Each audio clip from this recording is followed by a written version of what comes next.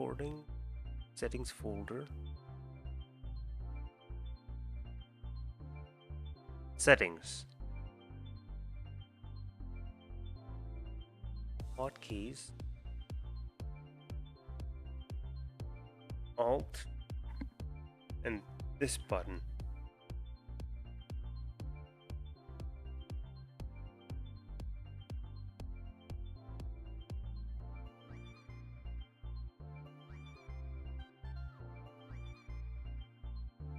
Hey, nice. The recordings. Oh no.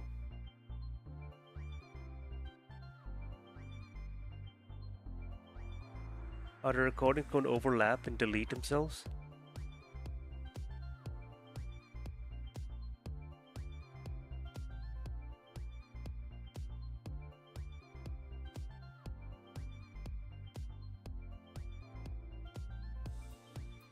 Okay, the recordings might overlap, so that's a bit of an issue. Oh no. Okay. Oh no. What are you doing? Star? I'm just trying to record something.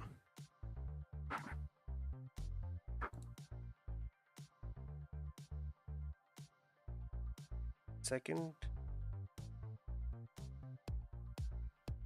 Just give me one moment. Trying to figure this out.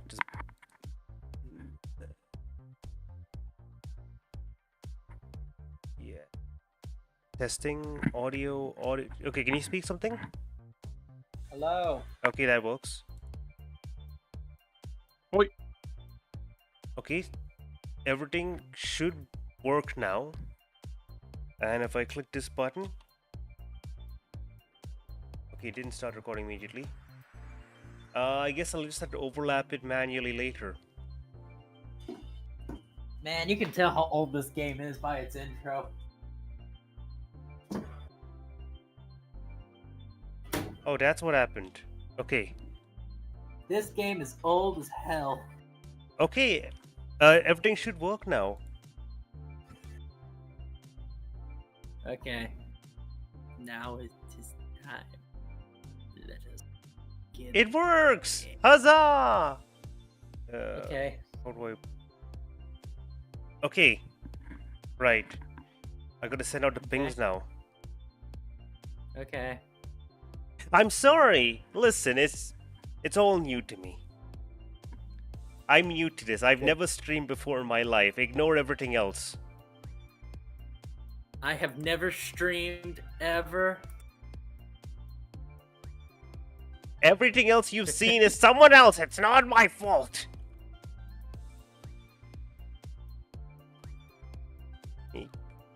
There we go. Stream time. Escape room. Woohoo! That's the ping. And how do I? Okay, nope. F6. Watch stream.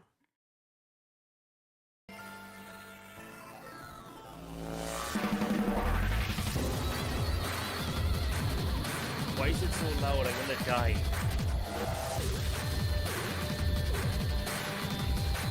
Okay. So, Hi Ninjabot, how you doing? Okay, I'll reduce How it. we Is this doing? all? Is this got voice record? Voice? Has this got voiceover? I don't believe it does. It's a very old game. Okay, I've reduced the audio a bit because God, I can't handle that. That's too much? No, I've reduced it. Don't worry, I've got it here. Okay. So anyway, shall we begin? Yes, Ninjabot, I'm doing great. How about you? I'm dealing with technical issues, like always. Creating save data. Save data creating. I Finish blame saving. my genius IQ. This game is fiction. All names, characters, incidents portrayed in this production are fictitious.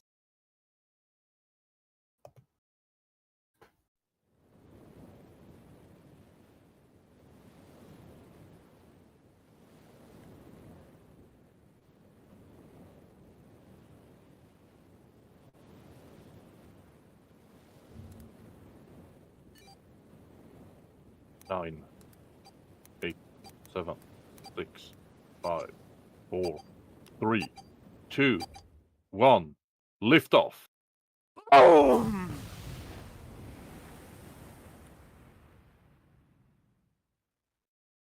Houston, we have a problem. The problem is that explosion wasn't fun enough. A loud noise startled Junpei awake, and his eyes snapped open. As they adjusted to the light, he realized that he didn't recognize his surroundings. Ow! With a crack, Junpei's head connected with something metal. He rolled over and threw out his hand to steady himself, but found him groping at empty air. His balance lost, and his still fuzzy mind struggling to understand what was going on, Junpei tumbled down to the cold gray floor. Ah, god damn it! What the hell? Junpei glared around the room, still trying to determine where he had woken up.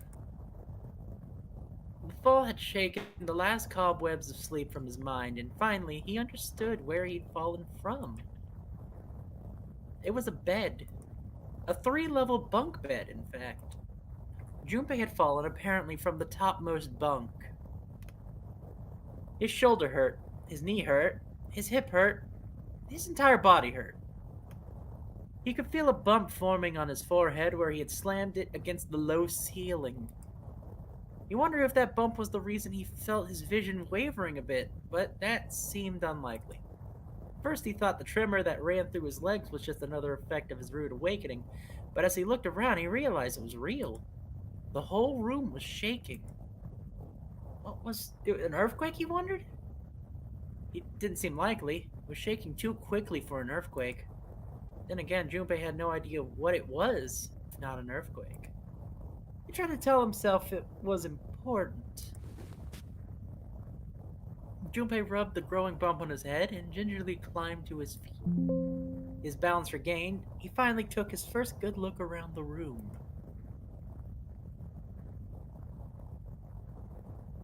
And muttered to himself, "Where am I?" His pain momentarily forgotten in the face of certain confusion from his circumstances, Junpei looked around the room once again. Minutes passed while Junpei struggled to get his bearings. Then, suddenly as it began, the tremors ceased. A cold silence fell over the room. From somewhere far away, Junpei could hear the sound of metal squeaking. He felt his stomach tighten. There was 1,000 things the sound could have been, and none of those things he could think of were good. In an attempt to distract himself, Junpei looked around the room once more. There was a stove that looked more antique than functional. The 3-level bunk bed with mattresses that looked so thin they were more like blankets. And on the other side of the room was an identical bed. Set in the wall between the beds was a slightly dirty iron door. The first thing Junpei noticed about the door was the number roughly emblazoned across it. On the surface of the door, in red paint, someone had written 5. 5? What's this 5 mean? Suspicious and still utterly confused, Junpei approached the door slowly. Standing at last in front of the door, Junpei grabbed a hold of the L-shaped handle and pushed. Yielded no movement, and a pull had the same result. A few more tries cemented the truth in Junpei's mind. It wouldn't open. It didn't matter how much he pushed and shoved, the handle wouldn't budge. Next to the door was an odd-looking device that reminded Junpei of a card reader. It didn't take a genius to figure out that the odd-looking device was keeping the door shut. Junpei knocked hard on the door. Hey! Hello? Is anyone there? Open the door! There was no response. Junpei threw his left fist into the door and stopped. What the hell is this? He wasn't really sure what else to say. On his left wrist was a bracelet of sort he had never seen before. In the center was a large LCD display. It looked like nothing else so much as a watch, but it clearly wasn't that. After all, it showed only a single number. 5. That's the same as the door. True, the numbers were the same, but he had no idea what that might mean. All he knew was that it was strange and new, and he wanted it off. Junpei flipped his hand over as if to remove the watch, but the other side of the bracelet was solid. No buckle, no clasps, nothing. He sighed and flipped the thing back over. There was a number of rivets around the rim of the face. Perhaps he pushed them, but nothing happened. On the watch, they might be dials for adjusting the date or time, but on this bracelet, they did nothing. Junpei was at a loss. What was he gonna do? Growing more desperate, he began to tug at it. However... Damn! It's no good. Damn thing won't come off. The steel ring ran from the face, around Junpei's wrist, and back into the face. He wouldn't be able to take the bracelet off any time in the future. What the hell's the deal with this thing? Frustration and desperation were beginning to mix as the reality of the situation began to dawn fully on Junpei. So much was happening, and none of it made sense. Junpei felt as though he were about to explode. Where am I? Why the hell am I here? Why? Why? What the hell happened to me? Oh! At that moment, he noticed the window. The window was round, rimmed in riveted brass like a window from an early 20th century ship. What? Wait, am I on a ship? Junpei walked slowly towards the window. He could see nothing beyond it but thick, impenetrable darkness. Junpei squinted, trying to see something. Anything. It was at that moment... oh, God, you gotta be kidding me. What the hell's going on here?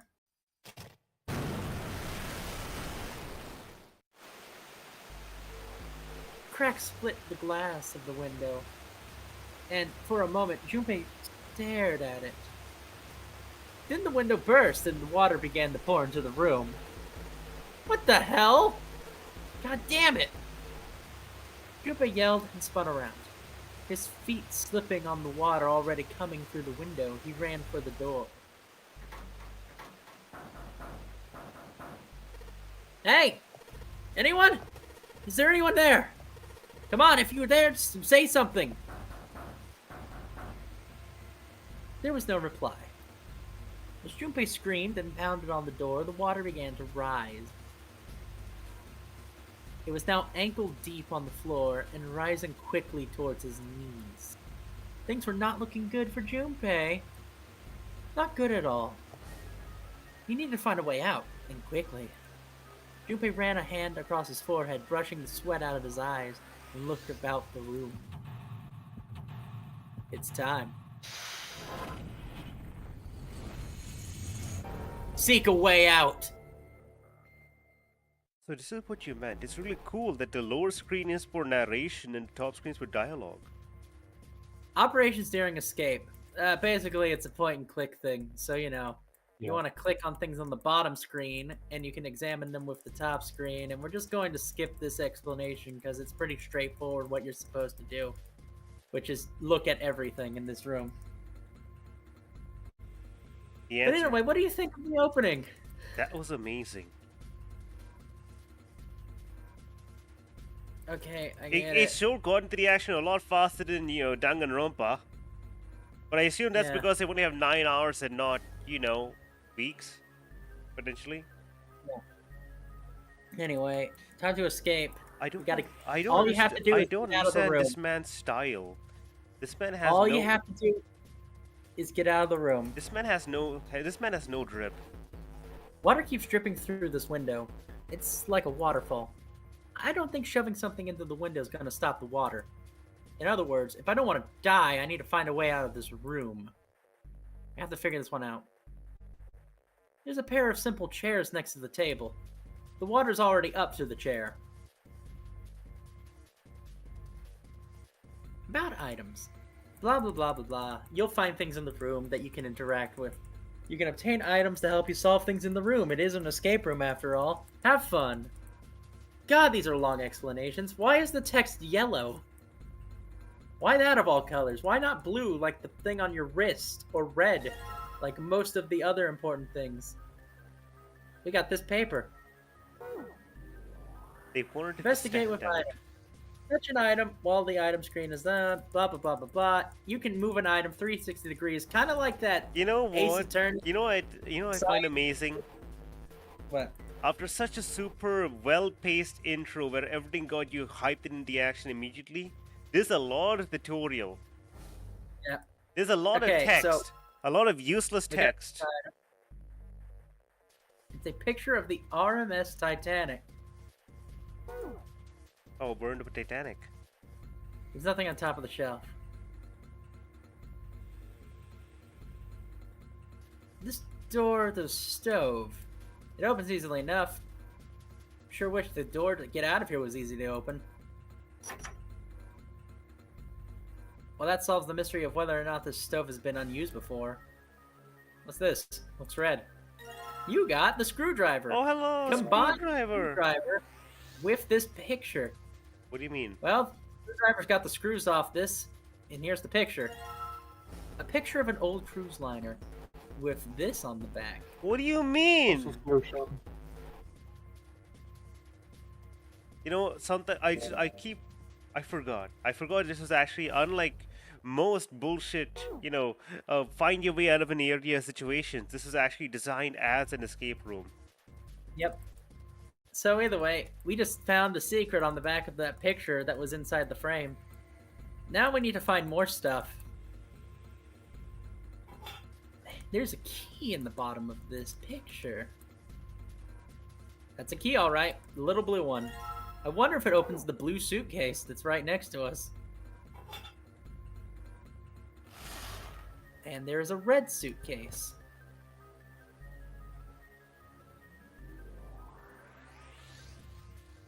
And it's locked. Okay, Junpei, keep doing your thing. Final Crustacean, hi, how you doing? Yeah, we decided to go backwards in time in the series. Hey, a red key. So we have 2 keys now, and this.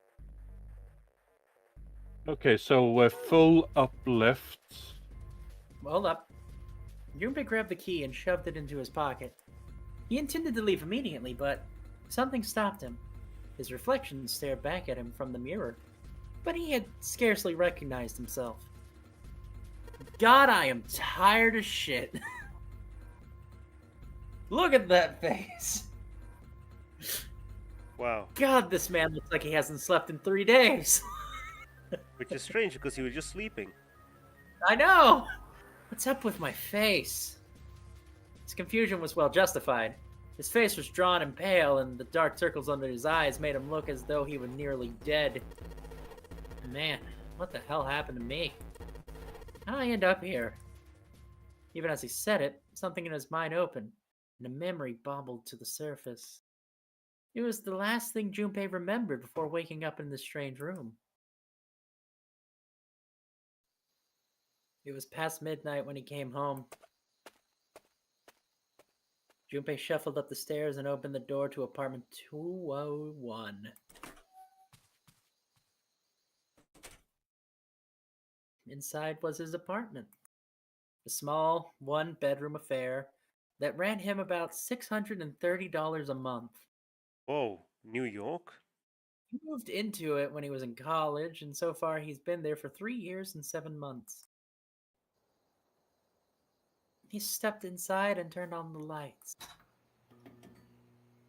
The fluorescent lights of the ceiling flickered slowly to life, and it woke from its deep slumber. Cold light illuminated the landscape he'd come home to so many times before. Everything was as he left it. The magazines piled up in the corner, the textbooks collecting dust, the CD cases covering the floor, the jeans and t-shirt he had worn the day before tossed onto the floor. There was just one thing that didn't belong, however. There was a breeze. Breaths of cold night air wafted into his apartment, carrying the smells of autumn with them. The white curtain framing his window swayed gently in the wind. Huh, that's weird. Did I leave that open? Junpei walked towards the window, trying to remember if he had closed it or not before he left. One of the main panes was hanging open. He stuck his head out and looked around. Nothing seemed out of the ordinary. Junpei shrugged. He must have left it open earlier. He closed the window. Then it happened.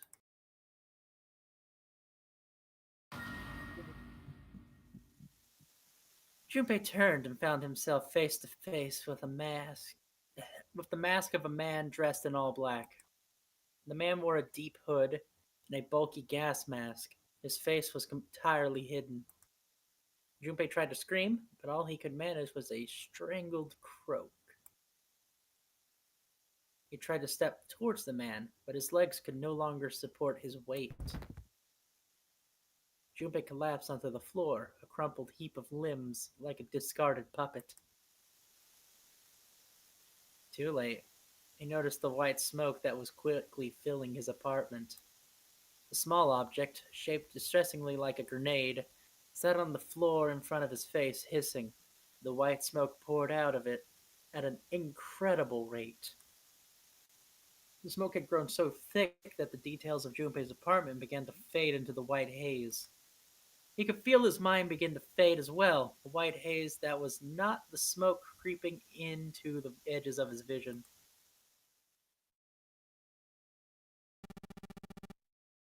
Consider this a privilege.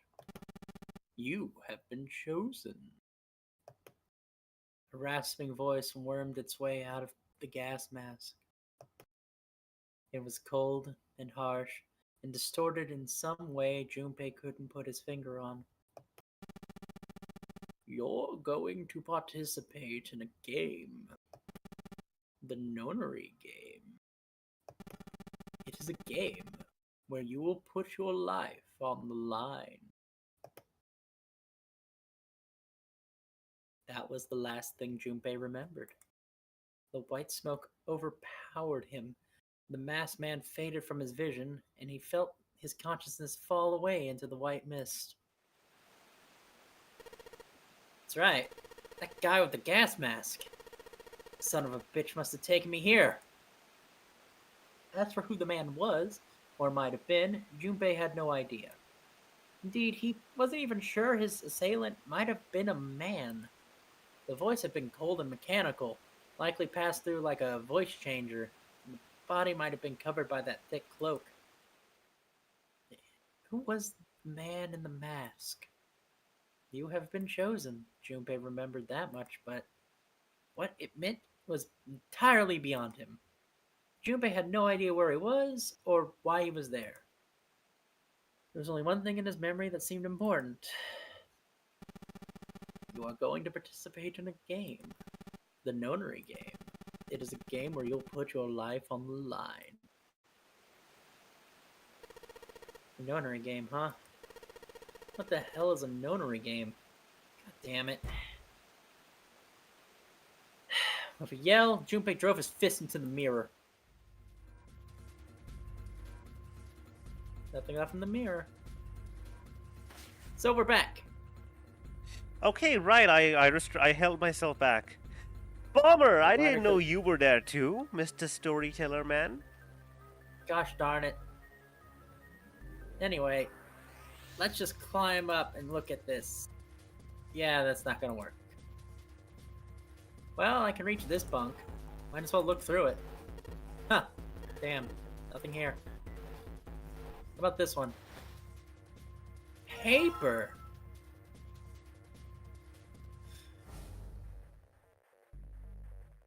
Paper. Okay, I love so- paper. Hey, Kulban, time for your duty. Yep, give me a hot second. 2 lines. Square. Upper left triangle. FS, empty square. Can you go back to the first one? Okay. So square. Empty upper left triangle. Upper Don't record right. the rest. Only the blue. So square, upper left triangle. Yep. Bottom left triangle. Upper right triangle. Wow, this looks like it might be triangle. complicated. It looks like it might be a puzzle. I'm glad I'm not Yes. playing this game. Oh, It would suck. empty upper right triangle. Okay. Full For square, red, You know, empty. I'm shocked that Coolpod's not just using the snipping tool and just taking screenshots. I could mean- do that, but I could write it. I could do that easily. I could just take Yeah. a screenshot and just put it over here on the page. Okay, let me just do this really fast then. Flip it around.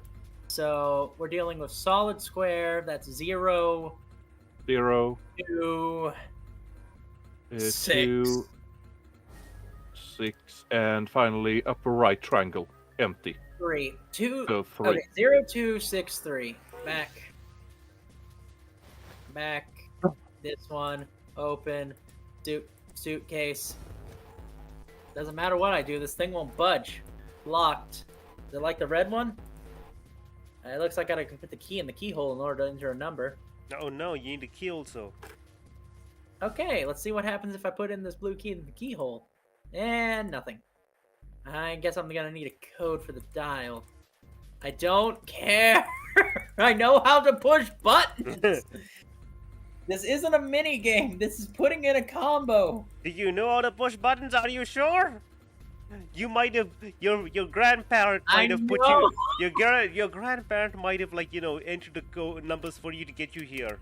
You might not know how to launch a video game. All right, let's see if the numbers work. Turn the key in. Hey, looks like it's working. Yes. All right, let's open it up. Yeah, it opened. Looks like there's something in here. Is this a file? Red file acquired. You acquired. Any documents or notes during the game, information will be put inside, available from the file screen. Blah, blah, blah, blah. It's going to be in the file screen area. So let's take a look-see, shall we? Yeah, we understand the definition of what files do. We know files put Alright. you put things in files. Thank you very much for telling me that. Huh. I fucking hate Digital that root. digital route. Let's see here. Compute a digital root with the following steps.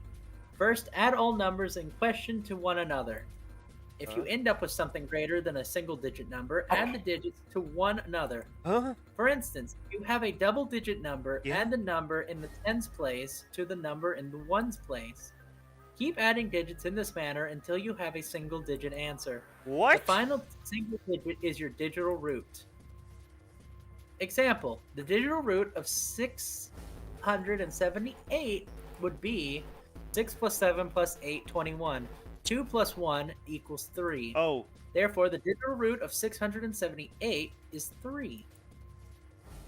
The digital root of 1,234 would be 1 plus 2 plus 3 plus 4 equals 10. 1 plus 0 is equal to 1. Therefore, the digital root is 1. okay, that's not as bad as I Okay. thought. I was so confused. So, I just keep adding Yeah, numbers but until I get a single number. It's Okay. still a fucking pain in the Looks ass. like there's something on the back of this thing. A notebook, a pen, and a calculator, and a stack of key cards. Oh, but he's got a calculator. That means we can use the calculator app. Because canonically, he's got a calculator. Oh, by the way, you Yeah. have an actual calculator in the game now. They give you a calculator in the game. It's like, listen, You have an I do actual not trust calculator. you to be able to add 4 numbers together. You might not have passed primary school. we really went for the bottom of the barrel here. Like, listen, we went for the bottom of the Hey. barrel. I don't know if you'll be able to pass. I don't know if you can count till 10. I don't remember. Is it this version or the PC version that has an automatic calculate the digital root function? I don't know. I don't think it matters. Okay, let's go in here. The red briefcase. And I'm just gonna look at items. Yeah. Say, so it's top triangle, bottom right triangle. So 7, 4, 8, 7, 4, 8, 5. 5. 7, 4, 8, 5. 7, 4, 8, 5. Do we need a digital root of 7485? No, we need to open this suitcase with the code for the red suitcase. Okay. 7485. Yep.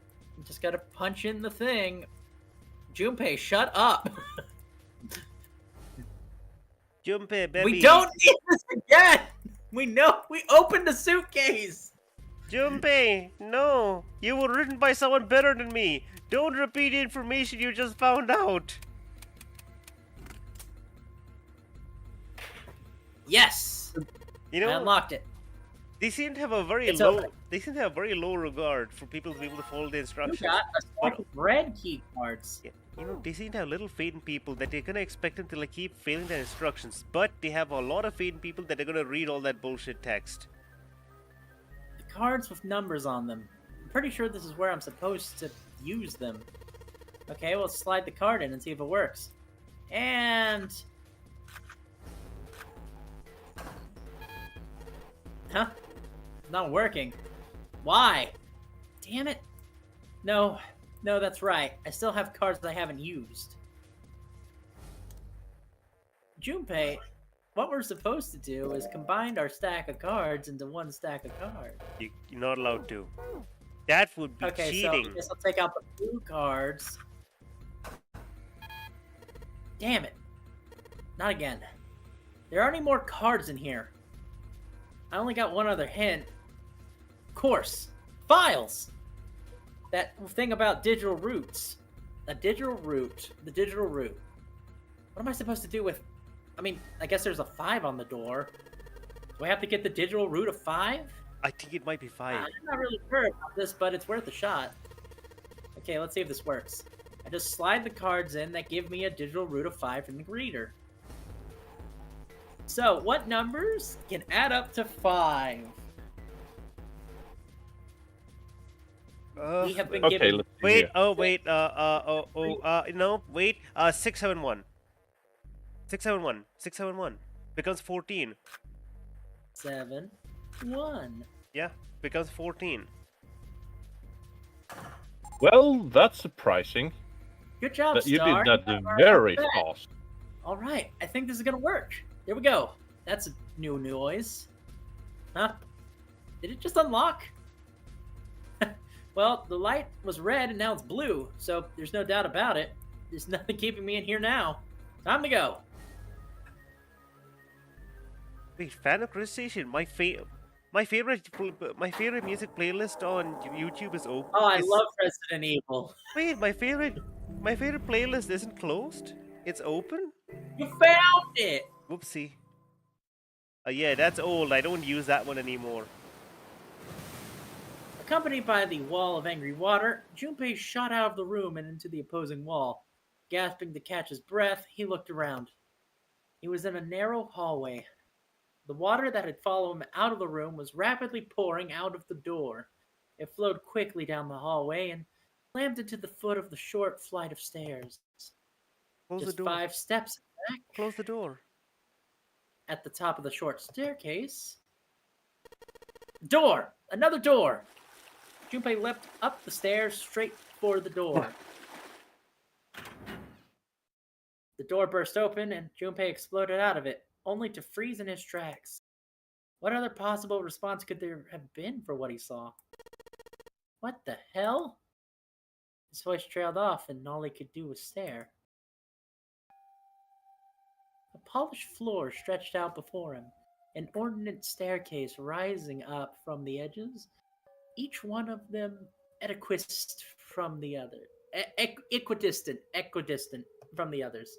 The stairs and the pillars were solid wood, and Art Nouveau embellishments and decorations decorated the walls and pillars. It looked like nothing so much as the entrance to a luxurious mansion from the early 1900s. Junpei couldn't help but wonder, was he really in a ship? The water quickly filled the hallway behind him, suggested that he was. Yeah. As he looked, a fresh wave rolled out of the room that he had been in, gathering speed as it moved towards the stairs. Yeah, that's what I thought. This is totally a boat. Wait, what the hell? A wave? Shit, I gotta get out of here. Junpei spun around, his wet shoes squeaking in protest on the polished floor. He ran towards the tremendous staircase in front of him. C deck. B deck. As he ran, he glanced quickly at the plates mounted on the walls, noting the decks of the ship. He took the stairs two at a time, not entirely sure where he'd find himself. Just as he began to wonder where, in fact, the stairs would lead, Junpei saw Hello another there. person out of the eye. He stopped short, nearly tripping over the next stair, and looked. It wasn't just one person he'd seen. On the landing, on the left of the stairs, there were 4 people staring at him. On the right side, 3 more. All told, there were 7 of them. It looked as though they had been on their way down the stairs. They stopped short when they saw Junpei, their eyes wide. He'd done the same, of course, and now they stood there, staring at one another. Junpei didn't move, one foot placed awkwardly on the next step in the middle of the stride. Who were these people? The entire interaction lasted only a matter of seconds. The woman spoke to Junpei, and time began to move again. Star, if you would. Okay, Ninja Bot. I can't blame you. Oh my god. What do you mean? Why am I... Is this a Latina? I cannot do an accent, so we're gonna see what's happening. We're gonna see what I come up with. Well, I guess there's another one of us now. That's good. The woman was dressed, Junpei thought, rather like a dancer. Her clothes covered very little, and her prestigious jewelry little more.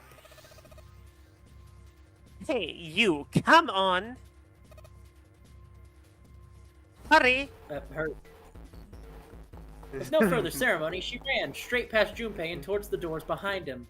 The sudden proximity of the woman with such striking assets left Junpei momentarily stunned. Yes. But the others wasted no time and quickly followed the strange woman. The first to pass Junpei was a young man with silver hair. He threw a quick glance in Junpei's direction as he ran, muttering, "One of us, huh?" Following him was an older man, his face calm and without fear. Soft wrinkles sprouted from his eyes, and he came close enough as he passed by Junpei to see wisps of gray in his hair. His composure and shock of hair struck Junpei as a kind of what looked like an elderly lion. Who wants the old man? Okay, how about we audition for this? I'll go first. Going up won't do you any good. That's pretty good. Let's see someone else. Going up won't do you any good. I would say lead. Okay. There are 2 doors, but neither of them will open. Okay, this one's Star. 100%. The next to speak was a girl with pink hair and a high voice. Come on! Come on, aren't you coming? You gotta hurry! No, I'm gonna try a Her different small voice. hand was Come wrapped on, around the aren't you wrist coming? of You another- gotta hurry! Her small hand was wrapped around the wrist of another man. His eyes were closed, almost as though he were sleeping. His features were graceful, almost serene. He was dressed rather elegantly for someone his age. Something about his posture seemed very refined, and Junpei couldn't help but feel like he was noble or dignified somehow. He'd certainly never seen one, but this man seemed like what Junpei always imagined a prince would look like. That's 6 of us then. Excuse me? Are you upside down? What? Are you upside down? That's 9 of us then. All of the cards are in hand. What does all the cards in hand... What does all the cards are in hand meant, he wondered. Junpei opened his mouth to ask what the other man meant, but the girl in pink rushed past him and they were gone. He turned just in time to see 2 more people running toward him. One of them had hair like a bird's nest and looked as though a stiff breeze might topple him. The other was a veritable mountain of a man. The scrawny one said nothing and shuttled past Junpei as though he were running from something. Koban, go. Hey, what the hell are you just standing there for? Didn't you hear him? The doors on A deck are no good. We got to check the doors on B deck. Got it? Now, go! Before he had any chance to respond, the man laid a massive hand on Junpei's shoulder. With no more effort than Junpei would have used to brush aside a fly, the man shoved him out of the way. Ugh. Thrown off balance by the man in a recent event, it took Junpei a few steps to get his bearings. He finally regained his balance and looked up at what the other 7 had been running towards. There were 2 large iron doors set in the wall in front of him. They looked quite sturdy, and each had handles jutting from them. Written across the surface of each door in red paint was a number. The door on his right had a 4. The door on his left had a 5. They're the same. The guy Junpei had decided to call Silver was mumbling to himself. The room I woke in had a number on the door just like that. You too, huh? With an arched brow, the lion looked over at Silver. My cell was the same. Could we pause for a second? The number of What? Did I misunderstand that? Didn't he go to take a look at what they were running from, and then he sees them, even though they ran past him? He got turned around when that one guy pushed him over. Okay, so he didn't get to see what they were running from. Yeah, well, they were running down from the upper floor. They said the doors on the upper floor weren't good. Okay.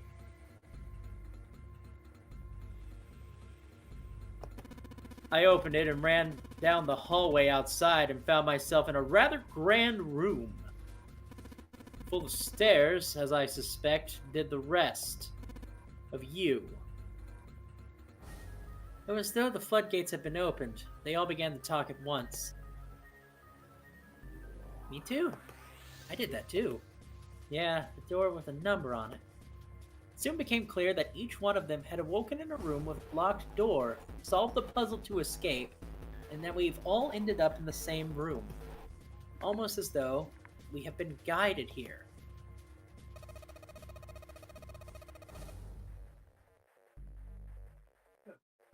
Yes, Stop. we all saw the same thing. That's not important. We need to hurry.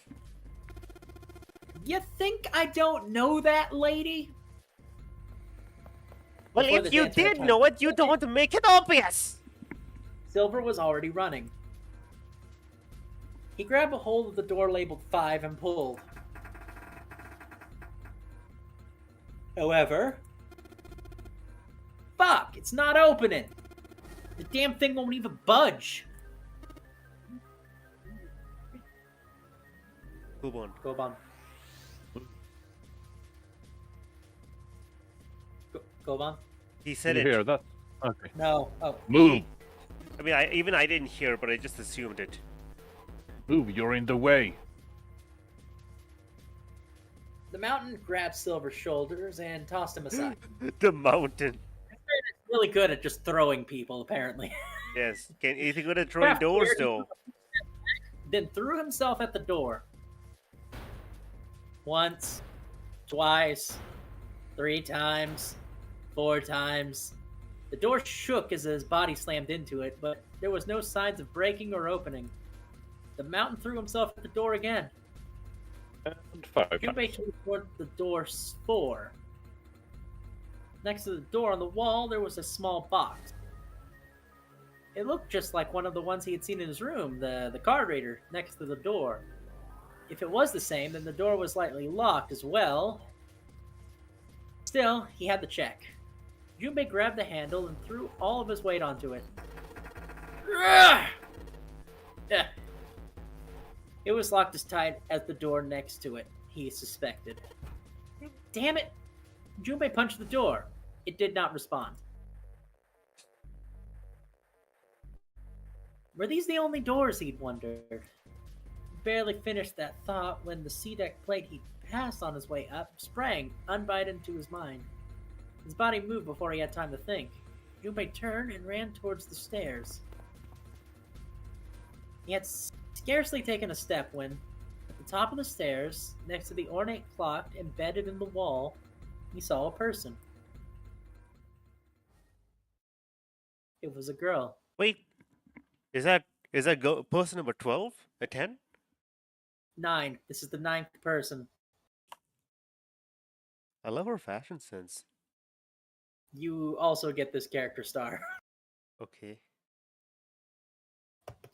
She looked to be the same age as Junpei. He froze, unable to look away from her face. He wasn't confounded by her beauty, or something equally silly. No, there was another reason why he couldn't take his eyes off this girl. Junpei had seen her somewhere before. He couldn't quite remember where, but he knew. He knew he had met her before.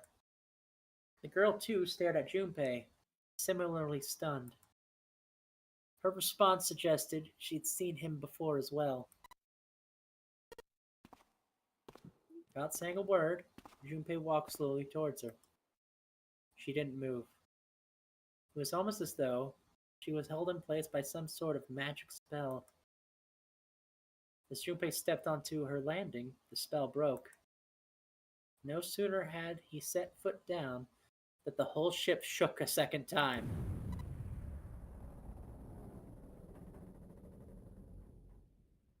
Star. Ah!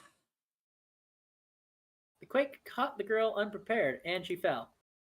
Moving on instinct, Junpei leapt to catch her. Or so he thought. Her face was far closer than it should have been, mere inches from his own. He was flat on his back, and she had landed squarely on top of him. The girl seemed as confused as he did, and her face suggested that she hadn't fully recovered from seeing him. For a moment, that seemed to stretch for a long time. They stared at one another. The ship stopped shaking. Everything was quiet. Water could be heard from the bottom of the ship, lapping faintly at the walls and ceilings, but eventually that faded as well. The silence was complete, a thick, muffling blanket. At last, the girl opened her mouth. Oh my gosh. Is that you, Junpei? Jumpy? Jumpy. Jumpy? Is that you, Jumpy? Oh my god. Her words It's the echoed through voice. Junpei's mind, and suddenly his memory returned. Kane? Why he had not realized it before. This girl was Akane Koroshiki. She and Junpei had been friends in childhood. They went to the same elementary school together for 6 years. But what was she doing on the ship? Her soft eyes were only inches away from his own. He could feel the warmth of her face. Feelings he thought long forgotten began to work their way to the surface. He could feel his face heating up. At that moment, the speaker crackled to life, and a cold, eerie voice filled the room. Welcome aboard. I welcome you all from the bottom of my heart to this, my vessel. With the voice's invasion, the spell broke between Junpei and Akane, and all hints of begrudging romance suddenly forgotten. They hurriedly untangled themselves from one another and struggled to their feet. Their 7 companions had heard the voice as well, and many of their faces had gone pale.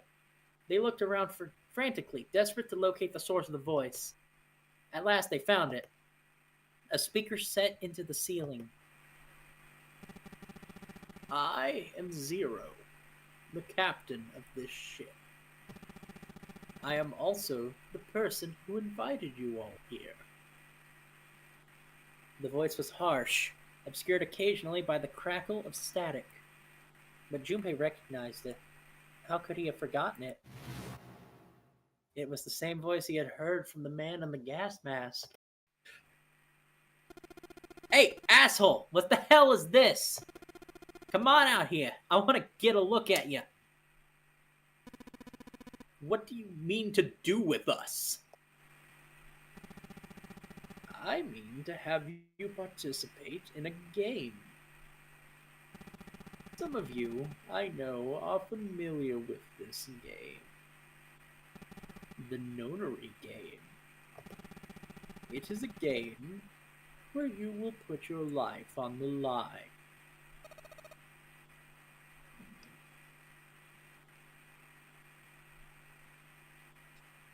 Nonary game? What? Koban. What the hell's that? The voice continued, implacable. The rules of the Notary game can be found upon your person. They are simple rules. Read them. Nonary game? Hey, there's something in my pocket. Check this out. Silver reached into his pocket and pulled out a small slip of paper. The rest of them reached into their own pockets and pulled out similar slips of paper. Where she had the slip of paper, we're not really sure. She doesn't really have pockets. Don't question it. I don't know what you're talking about. Junpei followed suit. He dug into the pocket of his pants. He felt the telltale crumple of paper, slightly damp from his earlier ordeal. Got one too. Then it would seem that Zero has seen fit to grace us each with a letter. Would you mind terribly reading it to us, young man? His request had been delivered to Junpei, who, after a short moment of surprise, did as he was asked. On this ship, you will find a handful of doors emblazoned with numbers. We will call them the numbered doors. The doors in front of you are a pair of the same. The key to opening these numbered doors are the numbered bracelets that each of you possess. Should you total the numbers on your numbered bracelets and find the digital root of the number is equal to the number of that door, the door will open. Only those who have opened the door may pass through. There are, however, limits. Only 3 to 5 people can pass through one numbered door. All of those who enter must leave, and all who enter must contribute. Bracelet. Junpei figured it had to mean that bulky thing on his wrist. He glanced around and looked like everyone else had one as well. He had come to that same conclusion. The purpose of the game is simple. Leave the ship alive. It is hidden, but an exit can be found. Seek a way out. Seek a door that carries a 9.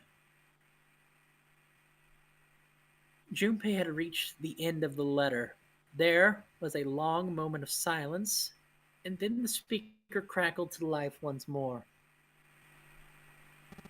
There is one last thing I must tell you. As you have no doubt surmised, this ship has begun to sink. On April 14th, 1912, the famous ocean liner Titanic crashed into an iceberg. After remaining afloat for 2 hours and 40 minutes, it sank beneath the waters of the northern Atlantic. I will give you more time. 9 hours. That is the time you will be given to make your escape. The voice finished, and the speaker went silent. The sound of a bell tolling echoed through the hall. It came from a dance hall adjacent to the stairwell. It took those assembled on the stairs mere moments to trace the sound to the antique clock embedded in the wall. 7, 8, 9. The sound of the 9th bell faded away. The 10th never came. That meant the time was 9 o'clock. Most likely 9 o'clock in the evening. When Junpei had peered out the window of his cell, he had seen nothing but blackness. It had to be nighttime. If that was the case, then they would need to escape by 6 a.m. the following day. Now is the time. Let our game begin. I wish you all the best of luck. The speaker went silent and did not speak again.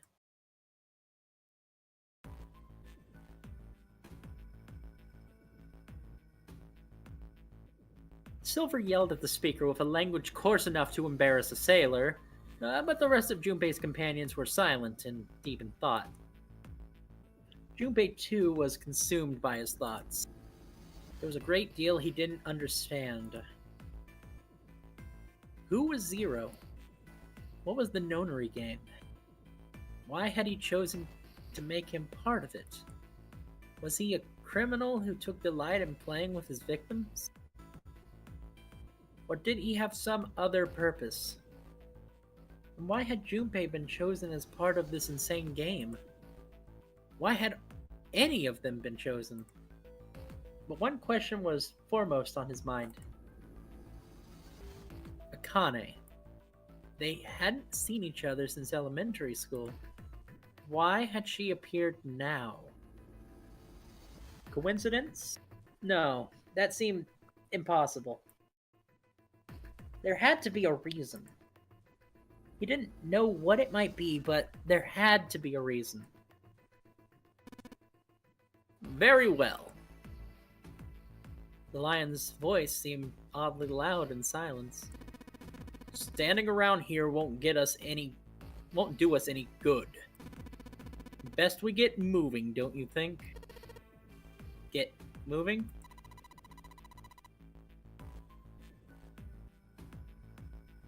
Who's Akane? That's the girl. That's you. No, Last which girl. one? Which one's Akane? The girl. The one with the on one- the stairs. Okay. The one that called him Jumpy. Because I was thinking Kana. Okay. No. Are you planning on opening the number doors? Hey, wait! Don't tell me you're actually going to do what this Zero says.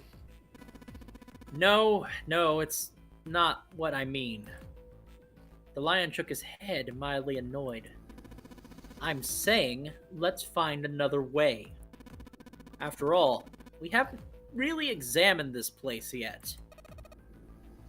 What?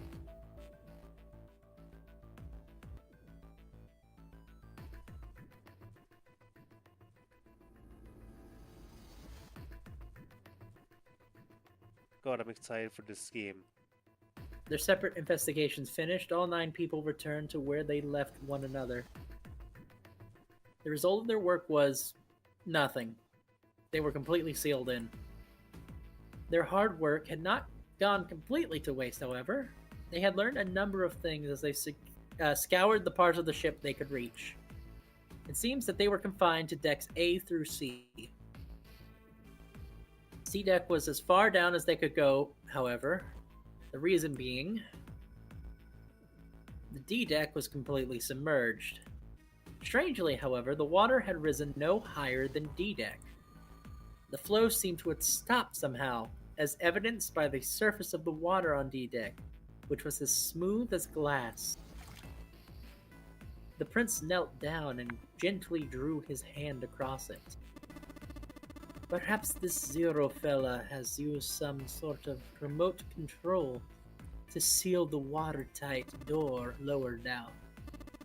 He said our time limit was 9 hours. In other words, this water won't rise for 9 hours.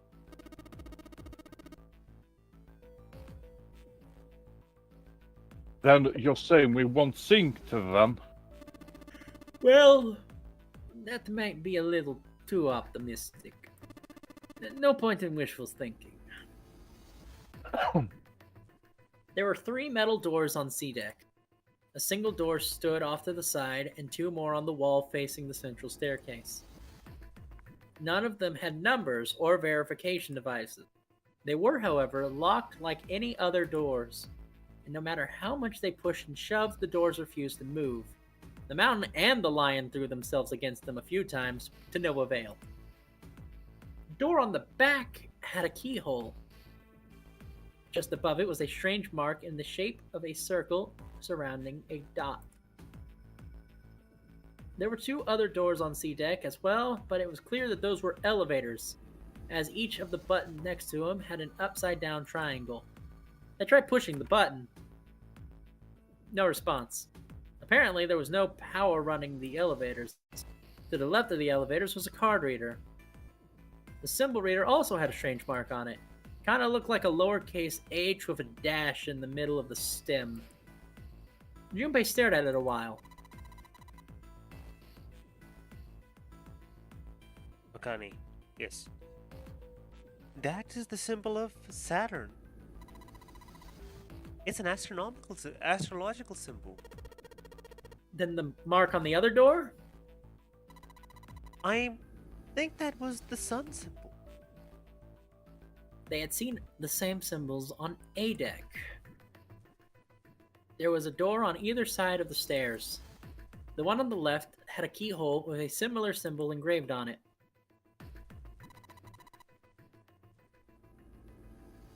And this is an earth symbol. The horizontal line represents the equator and the vertical is the prime. Meridian. And the vertical one represents the prime meridian. Junpei looked up at the ceiling.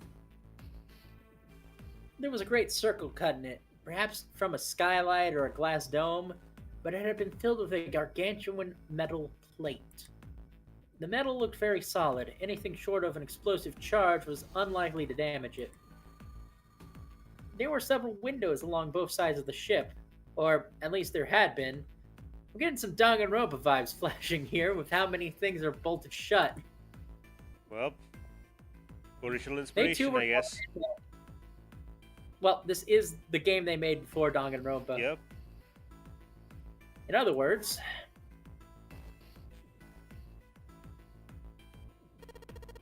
we're trapped. All exits go nowhere. Junpei was not happy.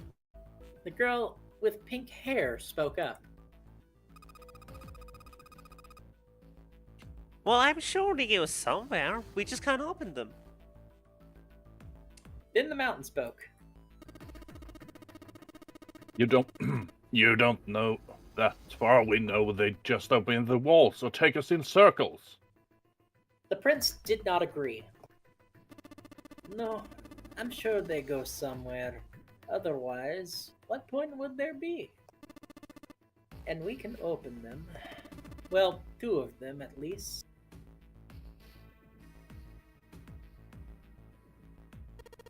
You mean the numbered doors? All eyes turned toward the doors with numbers on them. The atmosphere in the room grew tense.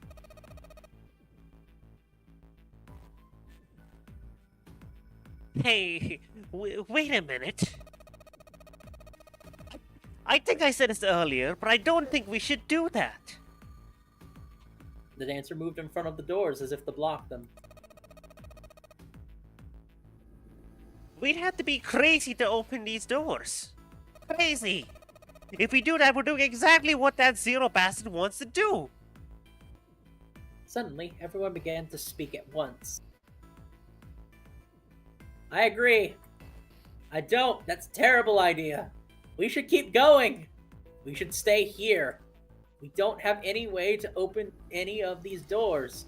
We should just wait. Someone's bound to find us. We don't have time for that. In 8.5 hours, the ship's gonna sink. The clamor of voices made it next to impossible to determine who was saying what. Their arguments grew more and more intense until people were shouting and screaming at one another. Junpei had remained silent, but at least he could take no more. He remained silent, but at last he couldn't take no more. Hey! Shut up! They fell silent. All eyes turned to Junpei. He felt each stare burning into him, but he refused to flinch. Before we try and decide where we're going to go, there's something we ought to do. What's that? We need to exchange information. We don't know anything about each other. I want to know who you guys are. Who you are, where you came from, why you ended up here. Don't tell me you aren't curious too. They were silent. Some of them looked the other way, or bit their lip, or crossed their arms and stared at the ceiling. But one of them spoke up. It was Akane. I agree. I think Jumpy is right. Jumpy? Oh, I'm sorry. I'm talking about him. I just call him Jumpy. His name's Junpei. I understand there's no similarity, but still, you know. She pointed towards Junpei. We're childhood friends. We went to the same elementary school. Oh, he's starting to flood. Wait, stop. Don't tell us stuff we don't ask about. Sarah's probably watching us right now. What are you gonna do if he's listening in?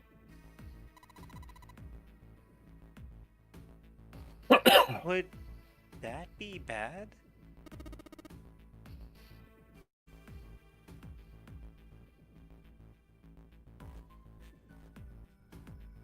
Go on. Hell yeah, it would. We don't know we don't know how much of that bastard knows about us. Maybe he just picked a bunch of random people to kidnap. If that is the case, then it'd be dangerous for us to let him know too much. If Zero knows who we are, he could go after our families. Maybe he'd tell us he had them get us to do stuff, you know.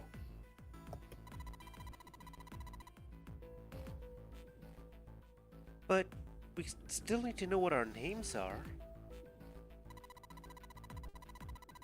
It's gonna be hard to talk to each other if we don't know names. Alright then, why don't we have a code name? To him, apparently, it seemed like an obvious solution. Code names? Excuse me?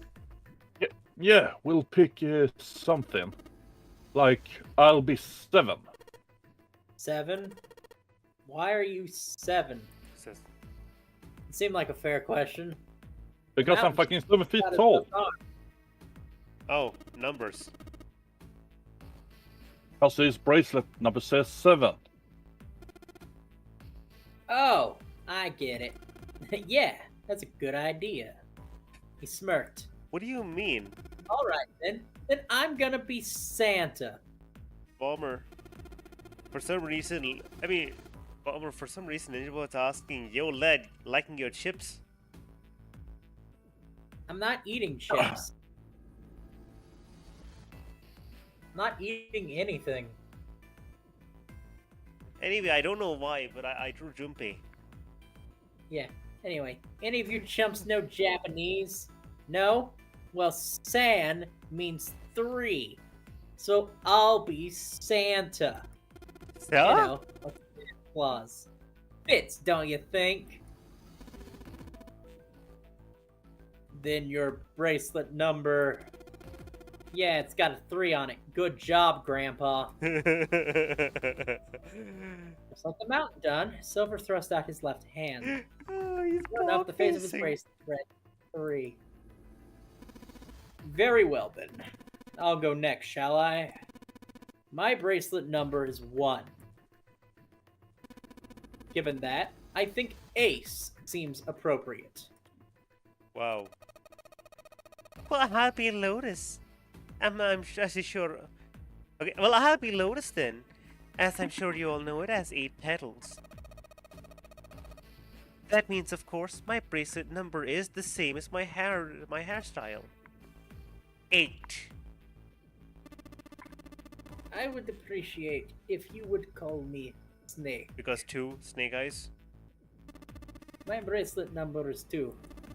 Since Ace has chosen cards, I shall choose dice.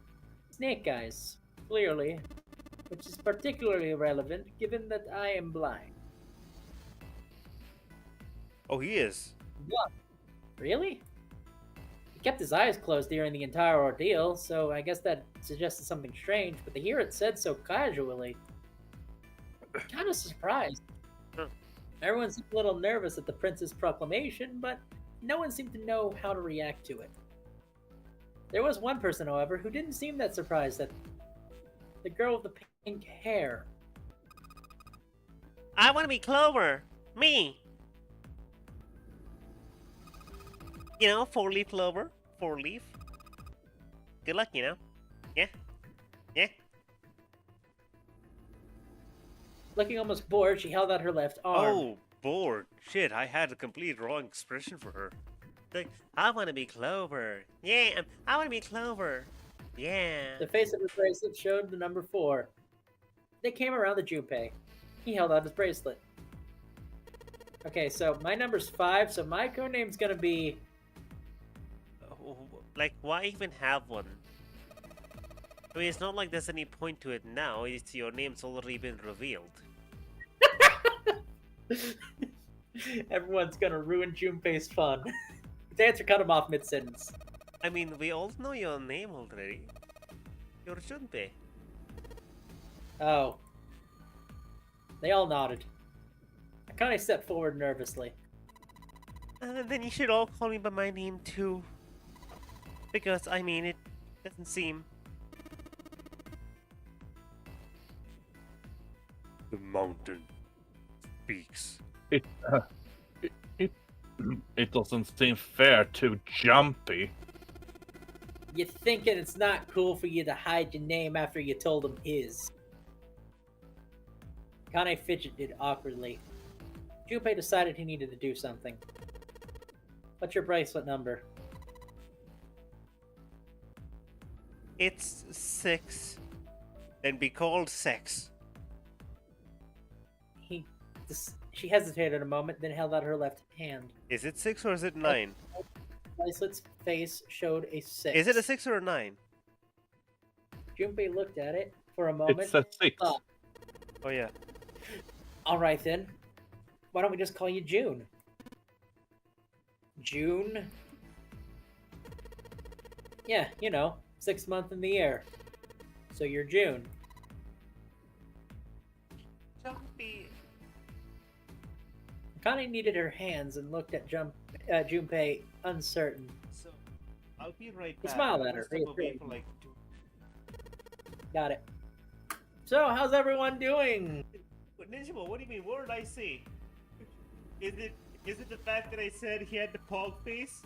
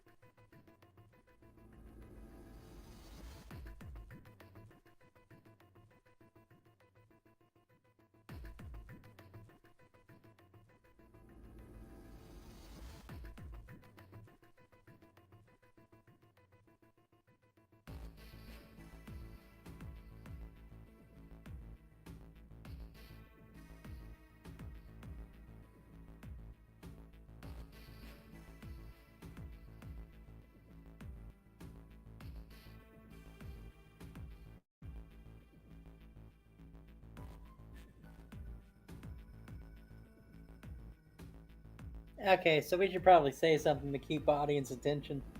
Yeah. Introductions. Yeah. Code names. All fun, all fun.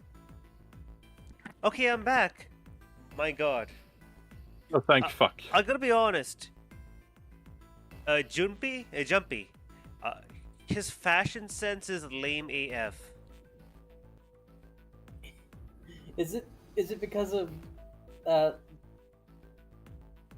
plaid? It's because he has no. Plaid's fine. And all of the pieces of clothing he's wearing are fine, except all of them. You know, he's got a plaid shirt, and over a plaid shirt, he's got a hoodie, okay, a sleeveless hoodie, and over that, Okay. he's got a sleeveless jacket. He looks like a Okay. homeless person. Let's get back to it. Are You you know, good with that? You know, like how some people just have, because they don't have a home, so they have to wear every single piece of clothes they wear. They have a own. But he has a She house, thought this bitch. She thought about it a few more moments, didn't seem to come to the decision, and gave Junpei a small nod. Their names decided, Junpei ran over them quickly in his head. 1 was Ace. 2 was Snake. 3 was Santa. 4 was Clover. 5 was his number. Akane was 6, and Junpei gave her the code name of June. 7 is 7. 8 is Lotus, which meant that 8 of them, including Junpei, had revealed their bracelet numbers. There was still one person left. And it was the man with the glasses and the hair that looked like a bird's nest. He hadn't said anything since they met on the stairs, and didn't look like he was the sort of person to be inclined to conversation. His skin was pale, his breathing was heavy, he was soaked with nervous sweat. His behavior seemed very suspicious, or perhaps seemed emotionally unstable. It was difficult to tell. Whichever the case, it seemed clear that he was only a fingertip's worth of a grip on his sanity. The girl with the pink hair, Clover, walked up to him slowly. She put her hands on her hips and eyed him suspiciously. What number? So what number are you? He didn't answer. His bloodshot eyes twitched from person to person, and his breath came in hot pants. Hey, I'm talking to you. Come on. The man licked his dry lips with a shaking tongue and spoke with a voice like old paper. Isn't it obvious? There are 9 people here. And you know who numbers 1 through 8 are. I'm the only one left.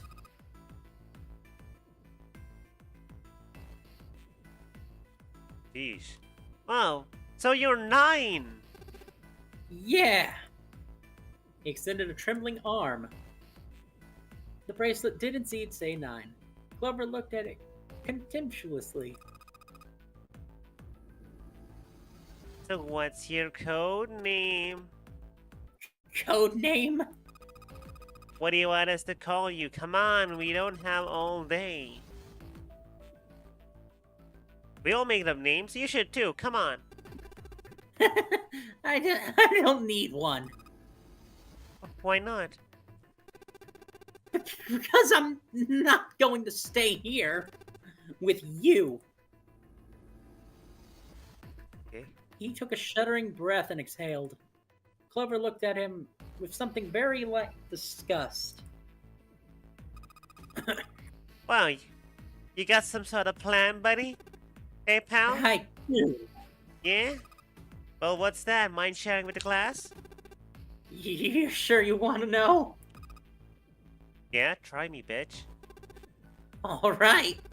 Let me show you. I'm gonna do this. Wait, he's gonna kill himself.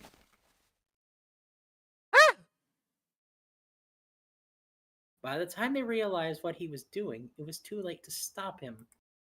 The man's body moved like a snake's. In a blink of an eye, he had slid behind her and wrapped his arm around her waist. Hey, what the hell do you think you're doing? Silver, Santa, leapt forward towards the Clover and the 9th man. He was halfway there when... Stay back! Suddenly the man's hand dove into his pocket. It came back out with a knife. A pocket knife. He held it to Clover's pale, quivering neck. If you don't get any closer, I'll cut her open. Santa skidded to a halt, and he snarled at the scrawny man with the knife and gritted his teeth. Yes, that's right. The man's smile was neither friendly nor reassuring. Sweat poured down his neck, soaking the collar of his shirt. Clover, are you alright?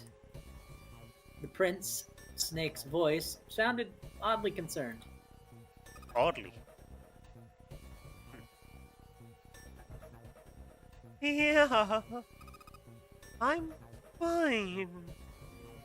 Her voice shook, making her words even less convincing. What the hell are you trying to do? I had told you. This is my plan.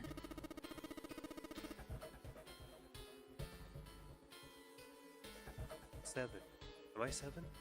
Oh, right, That's that's me. What you gonna do to her, you sick, you son of a bitch? Oh, don't worry. I'm not gonna do anything to her. If she just does what I tell her to, I'll let her go. He started to move backward, slowly, keeping his grip on Clover. Keeping their distance, Junpei and the others followed.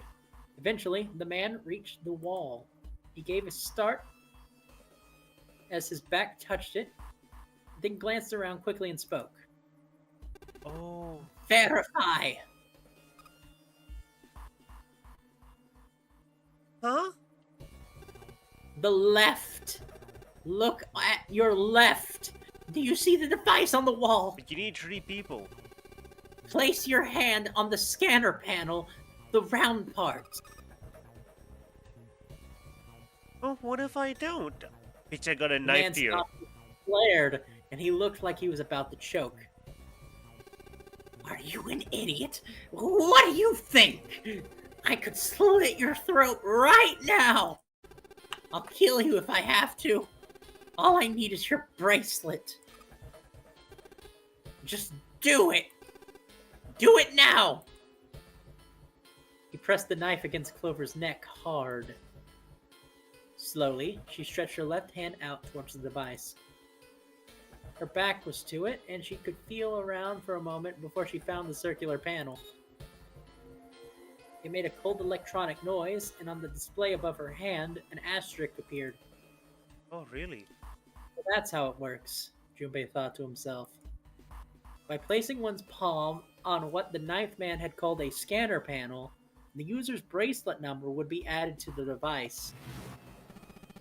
Should the total numbers on your numbered bracelets and find the digital root of that equal to that of the door will open. You make sure to eyes the door itself. The number on it was 5. Oh, but it'd be 4.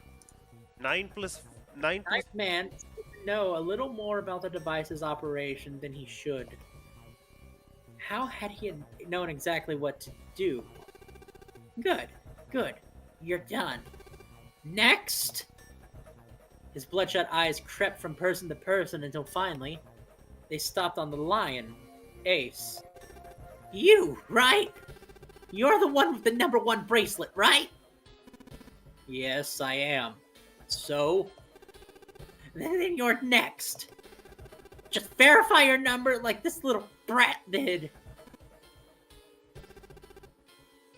What are you doing? Do it! Don't you care what happens to her? Okay, just calm down. Ace held up his hands, palms out. The Knife Man jerked his chin around towards the device. Slowly, cautiously, Ace moved towards the device. After what seemed like an agonizing eternity, he reached it. Now verify! Ace nodded and placed his hand on the scanner panel. The device beeped again, and a second asterisk appeared. And then add 1. Now, the device had Clover and Ace's numbers. 4 and 1. 4 plus 1 equals 5. The same as the number written on the door, but it wouldn't open just yet. Only 3 to 5 people can pass through one numbered door. Oh, that's right. The door needed one more person, but who would that be? Good, get back! His voice shook, but the knife he held to Clover's throat made his words a command. Ace took 2, then 3 steps back. No, further! More than that! Get all the way back! Slowly, Ace did what he was told. The Knife Man's lip curled into a cruel, twisted smile.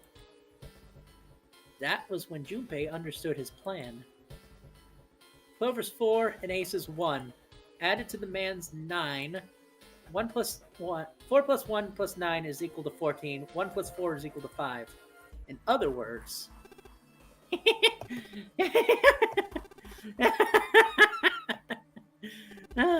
Thank God you're all so cooperative. Now, I can get out of this nightmare. He pressed his own hand against the scanner panel. The third asterisk appeared on the screen. He dropped his hand to the lever on the side of the device and pulled.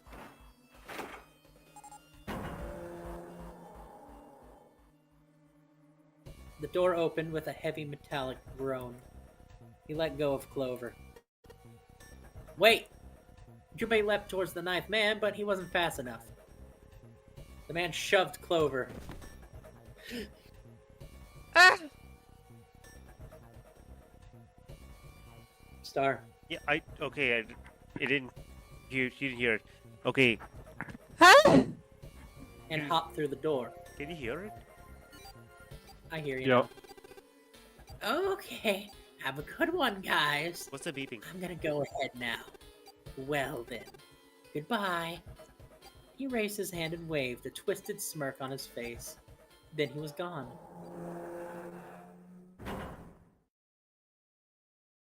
The door ground shut, and a dull clang of metal on metal.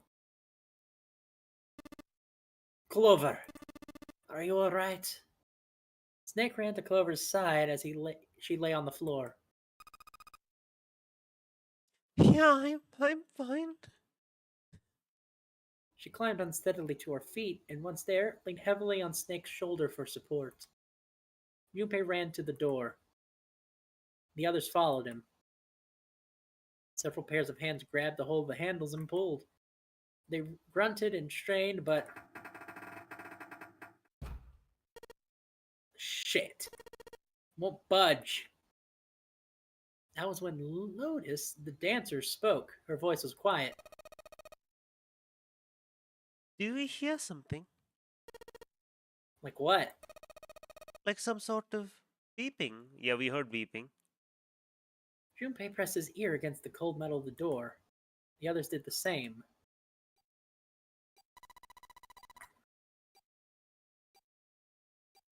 You're right. I can hear it too. Huh. What is that? They heard something else. It was the ninth man. Shit! Why isn't it stopping? God damn it! You lied! Lied? This wasn't supposed to happen! This is wrong! This is wrong! His voice shook with fear. Safe on the outside, they stepped back from the door and looked at one another. What's happening in there? Open the door! Please! I'm begging you! Help me! Please get me out of here! Get me out of here! Junpei grabbed a hold of the device. He slammed his hand on the scanner panel. Nothing happened. Engaged. Why didn't it register him? He looked at the display where this asterisk had shown up. Said engaged. Oh my god, there's no time left! Listen! I was lied to!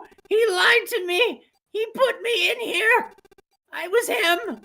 He killed me! It was him! Yeah. Yeah!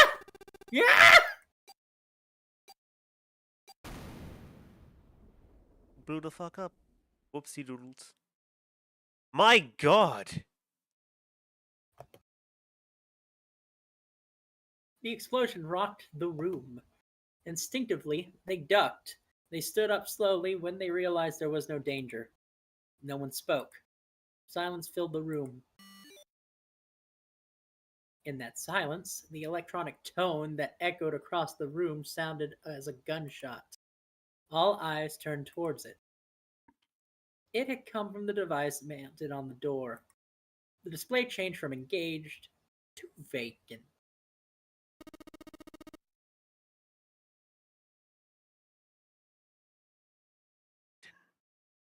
Mountain. Go on.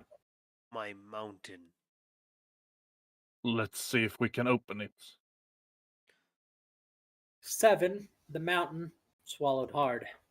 Junpei nodded and placed his hand on the scanner panel. Oh. Red asterisk appeared on the screen. The device had registered Junpei's bracelet number 5. He was not enough, however. At least 2 more people were needed. Junpei asked, which pair? Okay, Star, who are we asking to help open the door? Oh, give me 1 second.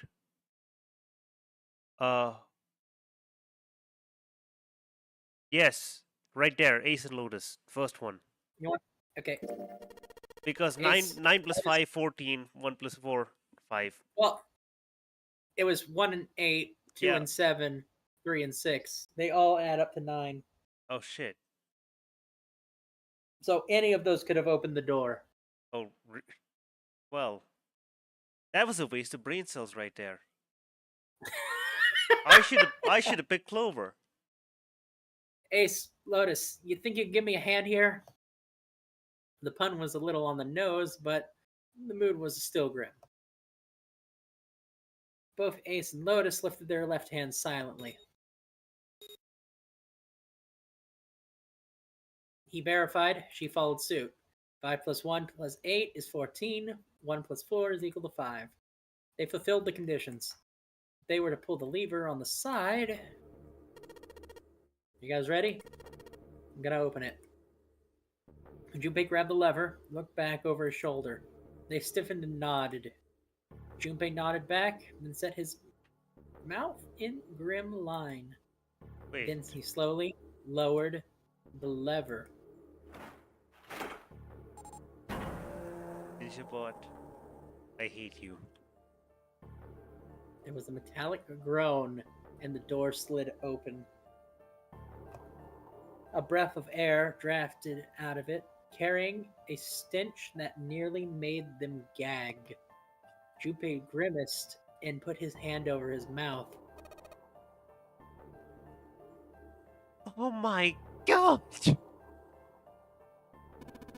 Good God. Lotus and Ace shuddered. Seven grunted.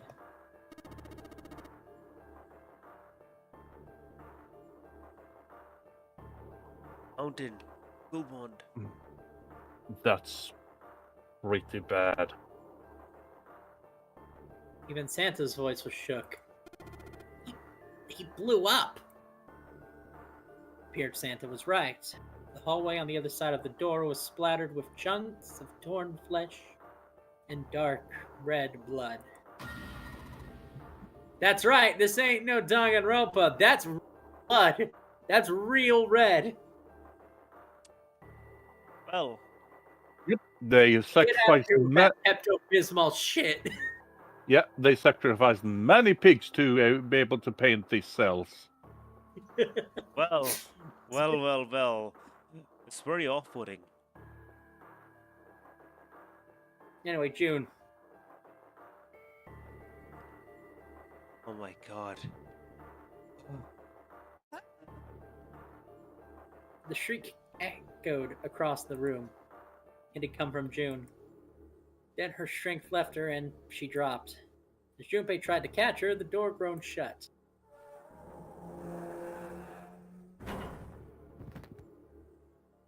She crumpled onto the floor.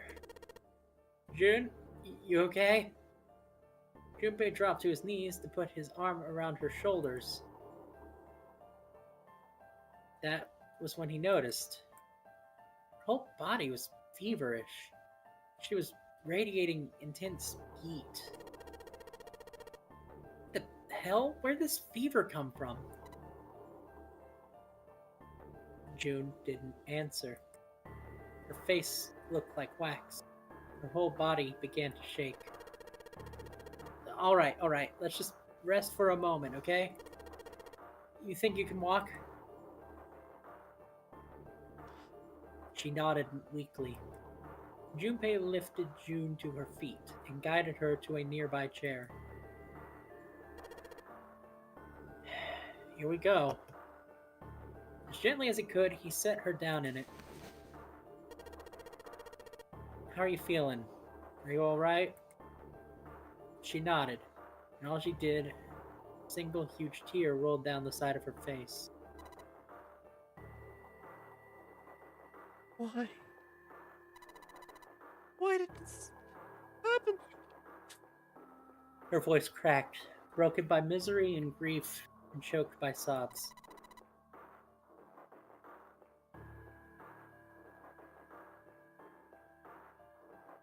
Junpei spun around. Oh. Do any of you know what the fuck is going on here? Who's Zero? What's the nonary game? Come on, anyone? Anything? What the hell is going on? What are we doing here?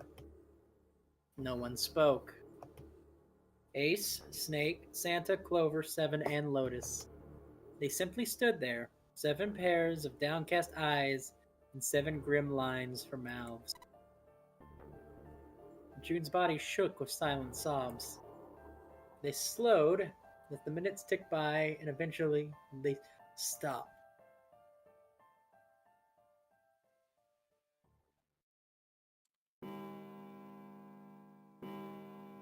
Then suddenly, in the cold, heavy silence that had enveloped them like a thick fog, a bell began to ring. The clock in the central hall, 7, 8, 9, 10 times. And then on the 10th ring, it stopped. The sound of the bell faded away into silence. It's 10 o'clock then. Ace said what each one of them had been thinking.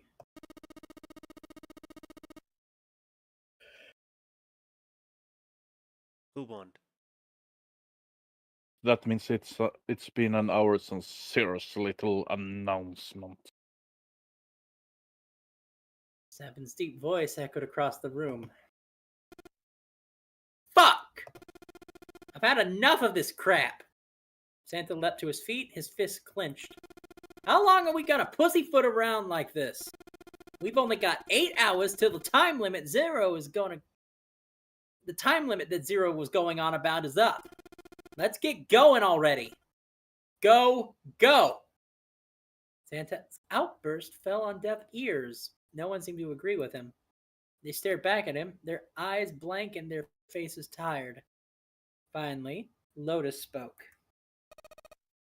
No, I refuse. I prefer to die here. I'm not going to end up like him. Him? You mean the ninth man? Of course. Who else? In his mind's eye, Junpei saw the corpse again. Okay, Dark reddish black which flow part? of blood, scattered pieces of flesh, organs strewn across the floor like a blossoming, grotesque flower. The explosion that had torn through his body had been powerful.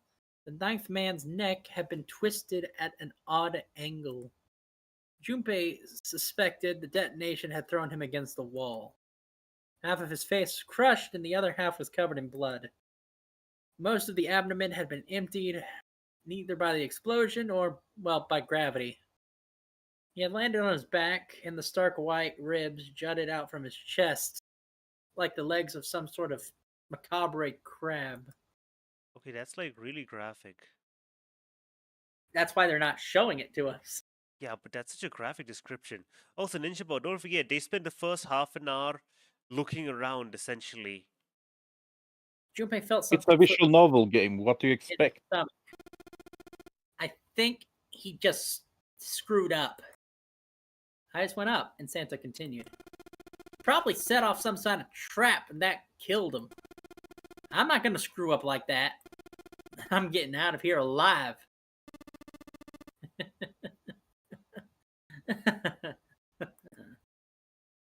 Whatever Snake was laughing at, Santa did not find it particularly humorous. What's so goddamn funny? Oh, my apologies. You were just so very confident. I couldn't help myself. What the fuck? I think you're mistaken the situation. Huh? The ninth man's death, it had nothing to do with the trap. Or at least not the sort of trap you imagine it did. Then, he broke one of Zero's rules. That is why he died. Quite simple if you think about it. You still don't? Okay, alright. How about you take a moment and think back to what Zero said? Specifically, what did he say about the number of people? He said only 3 to 5 people can cross through one numbered door. Right? After that, you've forgotten the relevant part. What did Zero say? Santa furrowed his brow and thought. Junpei thought back. Zero said, Everyone who verified had to go. all those who enter must leave, and all those who enter must contribute. Right? I think it's something like that. Whatever it is, it means that groups of less than 3 or more than 5 can't go through. That is correct. A gold star for you, Junpei. Are you a teacher? Snake inclined his head towards Junpei. The ninth man, however, broke that rule. He tried to pass through a numbered door by himself. That is why he was executed.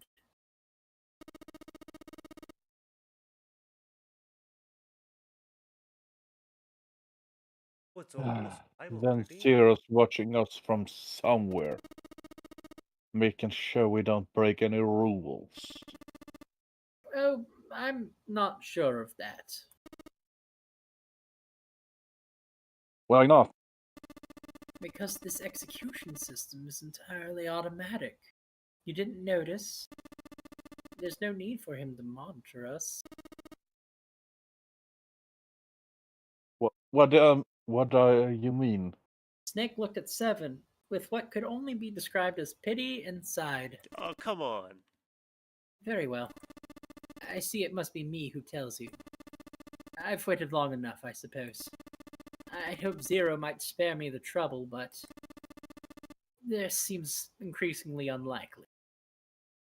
He couldn't see them, of course, but perhaps Snake sensed the confused eyes upon him. When Ace spoke, he gave words to everyone else's thought. Do you know something? Well, I know a great many things, but yes. What is it that you know? Here. Snake removed a card from his pocket of his jacket. With a flourish, he presented it to Ace, who took a close look at it and spoke. Come on now, what's the point of giving me this? Give me that. Santa snatched the card from Ace, but his expression of disgust quickly turned to that of confusion. Huh? The hell is this? Seven tugged it out of Santa's hands. Come on. I see. The card went from Seven to Lotus, from Lotus to June, then finally to Junpei. He looked at it and understood. This is Braille. The written language of the blind. The card was covered with small embossed bumps. Junpei could recognize it, but he certainly couldn't read it. Sorry guys, I can't read this. Junpei handed the card back to Snake, who nodded to him with a small smirk. Okay, that was fun. What am I gonna do now? What's so important about that card? I found it in my pocket. I can only assume it is a message from Zero. From Zero? A message? What does it say? Suddenly everyone was crowding around Snake, desperate to hear what the message said. Santa especially looked as if they were about to grab a hold of Snake and shake answers out of him. Snake raised his hand. Calm down now. No need to panic. You don't need to force me, I'll read it. Junpei swallowed hard and waited for him to start. He was not the only one. Presently, Snake had begun to read. His voice was calm. His fingers glided over the tiny bumps as he spoke. Bracelet number 2. Since you are not blessed with sight, I shall bless you, and only you, with information. I shall tell you the function of the red, of the dead, and of the bracelet. The red is the recognition device. It will verify your number. Besides every numbered door, you will find a red. The dead is the deactivation device. It does exactly what it says. Once you have passed through the numbered door, you must use the dead to stop the detonator in your bracelet. But perhaps you are wondering, what does the detonator detonate? I am afraid this may be something of a surprise. I have placed a small bomb inside of you and the people whom you are about to meet. You swallowed it while you were unconscious. I have no doubt, but by the time you are reading this note, the bomb will have passed your stomach and found its way to your small intestine. In other words, you will be unable to regurgitate it. I suggest you do not try. As I mentioned before, the bracelet on your left hand contains a detonator. Think of it like a remote fuse or timer for the bomb in your body.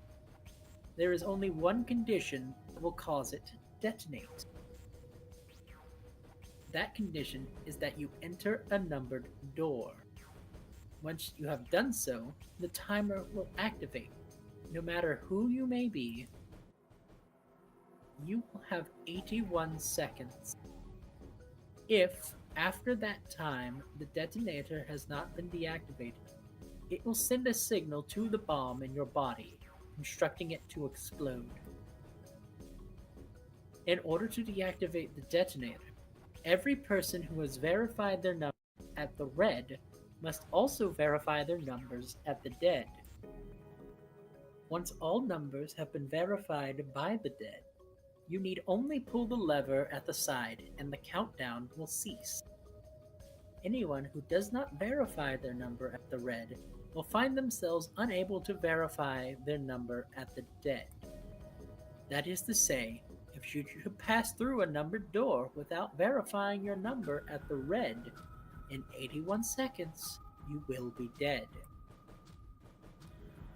You must also keep in mind that the numbered doors will close automatically after 9 seconds have passed. So long as the door is open, the dead will not function. You would do well to remember this. Lastly, let us discuss how to remove the bracelet. There is only 2 ways to do so. 1. You escape from the ship. 2. Your heart rate reaches 0. In other words, once the bracelet is taken outside the confines of the ship, or detects that its wearer's heartbeat has fallen to 0, it will shut down automatically. There is no other way to remove your bracelet. If you attempt to force it off or disable the detonator, the bomb within you will immediately explode. This is all the information which I can impart to you. How you choose to use it is for you to decide. If used wisely, you can eliminate those who might be danger to you. For a time, you would be able to control your fate. I wish you the best of luck.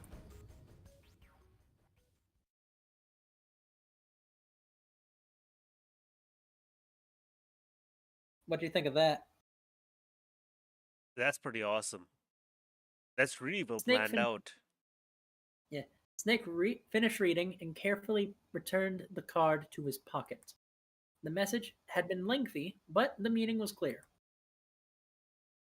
Only those who verified their numbers at the red could pass through numbered doors. Teams could not increase or decrease their numbers. The Reds, Deads, and Bracelets enforced the rules. They were the judge, jury, and executioner.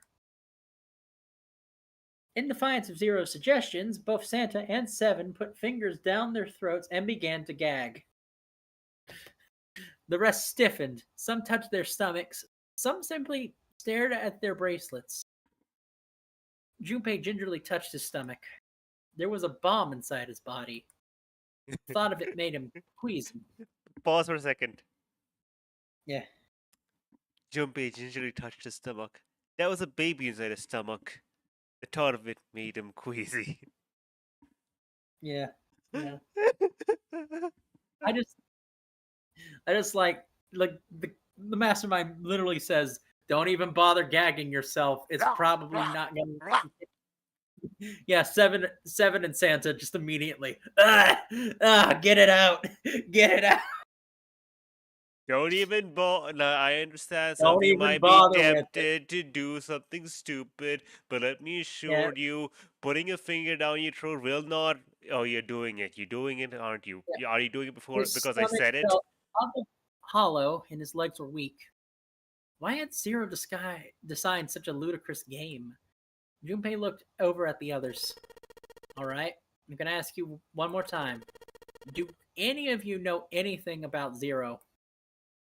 They were all silent, each person waiting to hear what the others would say. Finally, Santa spoke. Actually, I saw him. I saw Zero when I got grabbed. I didn't see Okay, his face stop. though. Ninja, Ninja, look at the screen right now. What do you mean? Why did I draw them like a femboy? I wouldn't say femboy. I would just say skinny as fuck. I mean, that's what I'm drawing them as. Yeah, anyway. Son of a bitch was wearing some kind of gas mask. What the hell? Come on, guys, give me something. You know, like surprise or something? Instead, it was Santa who looked surprised. There was a moment of silence, and then everyone spoke at once. Yeah, I saw him too. Me too. He was wearing a gas mask. As stories were sorted out, the truth became clear. All of their stories were the same. They had been abducted at home at midnight. The person claiming to be Zero had worn a mask. There had been white smoke, and each person had passed out. When they awoke, they had found themselves on D deck in a room with a 3-level bunk bed. Only 7 stories seemed to lack the details of the others.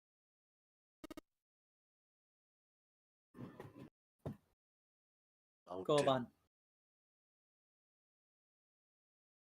on. Oh. Me?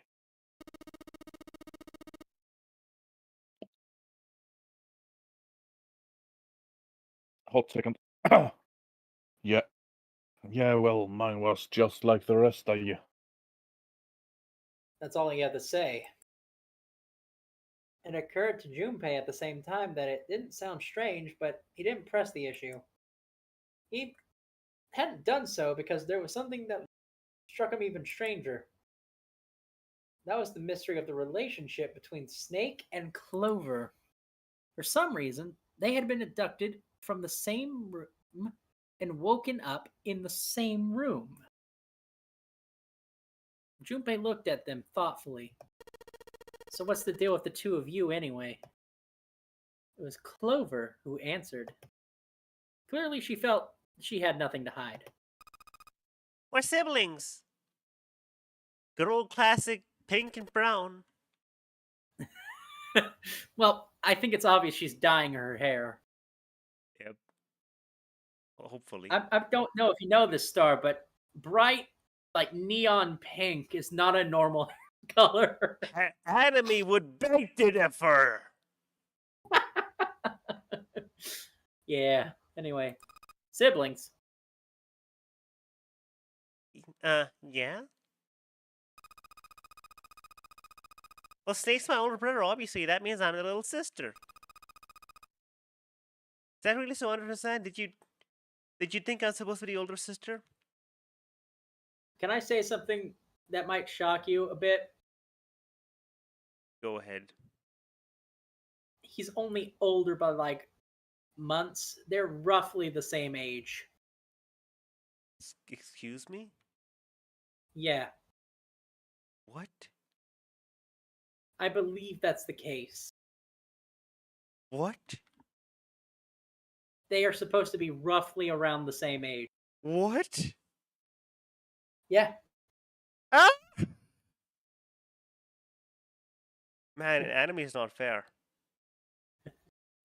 Which is to say that she is like 18 or 19 from what I'm understanding. Either her genes just gave or his genes were like, you're old now, bitch. You're an old ass man. Blindness is not the only impediment we're going to give you.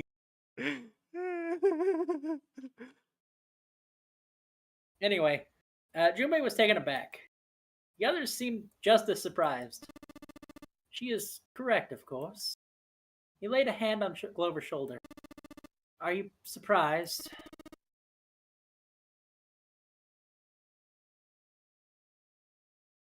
Mountain. Well, yeah, but Why? There are other people here with connections to one another. Those two, for instance. Snake pointed to Junpei and June. Oh, you mean between Jumpy and me? Ah, yes. You did say that you were childhood friends, didn't you? You went to school together? Yeah. June glanced at Junpei, uncomfortable with the sudden attention. Junpei felt nervous as well and tried to scratch his head as casually as possible. Hey, you two think you can figure out who Zero is this way? Mountain. Yeah, you're right. You connect the dots between the victims and then leads you to the perp.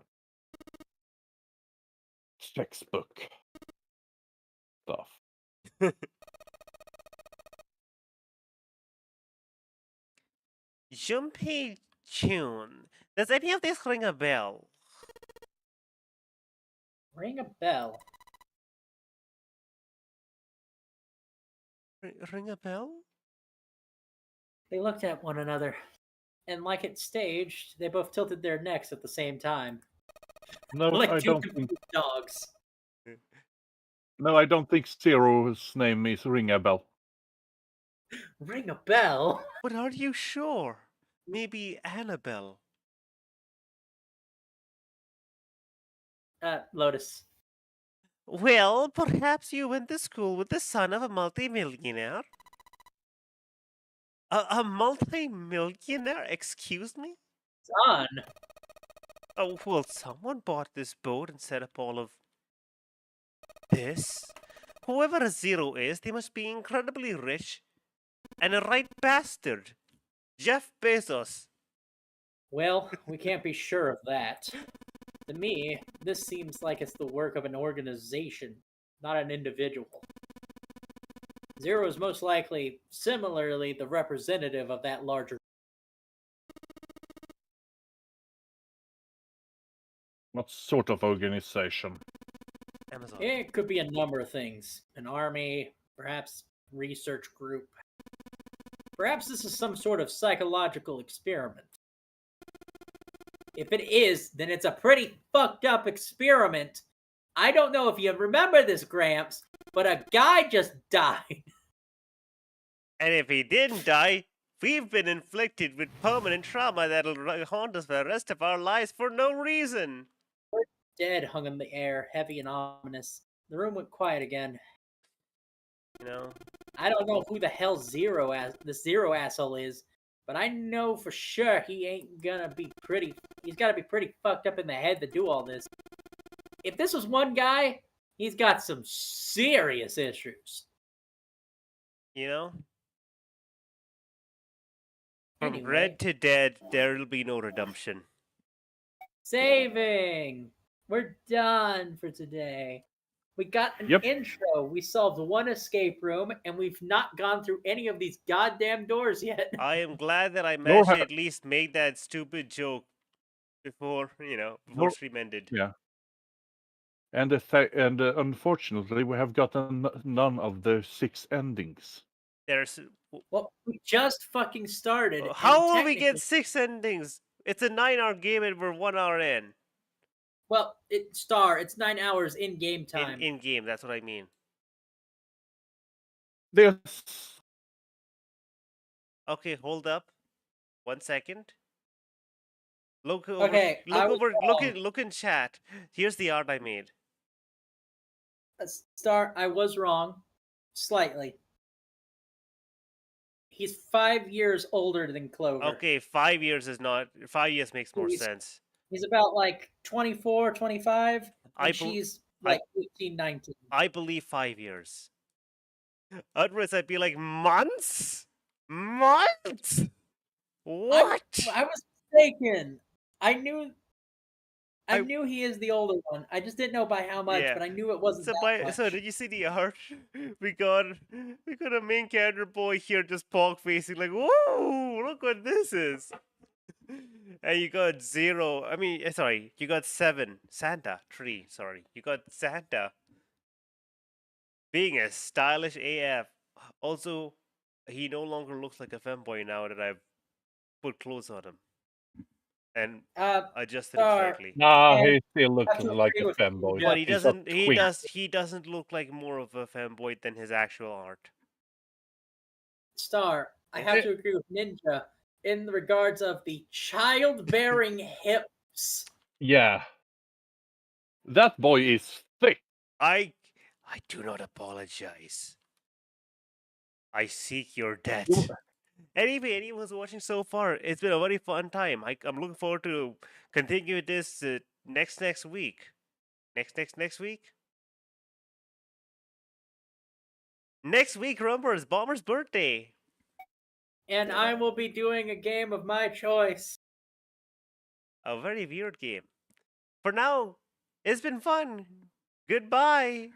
Wait, don't apologize. Bye. I'm honestly not disappointed. Just a random detail. Well, listen. The details are important. For now, To be fair, goodbye. Be to be- safe.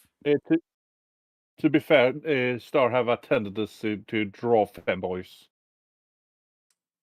I mean, not always. I look at this guy. Not a femboy. He's the first one I did. Anyway, we'll see how things go next time. Goodbye. I suspect I end the well, at least stream and a recording good now. chunk- There is one good thing about this game, Star.